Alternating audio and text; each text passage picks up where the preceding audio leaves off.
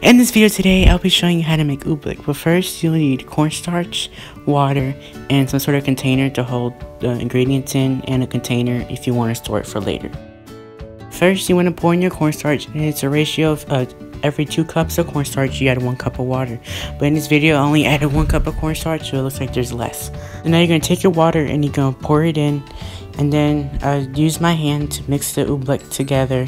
You'll know it's oobleck whenever it gets hard to stir around, because it's like a solid when you apply pressure to it and the liquid when you stop. And now, as you can see, it can get really hard to pick up. That's why you have to like slowly do it, and then you can squeeze it hard so it doesn't fall out your hand. You can even try to make a ball out of it by squeezing it around in your hand and not stopping. And you guys could probably maybe prank somebody by telling them to come over here and you hit it hard with your fist and they think it's gonna splash, but it's really not, or with the hammer. And when you're done playing with your oobleck, you can pour it in your jar. Just save it for another time to play with it. It may take some time because it gets hard.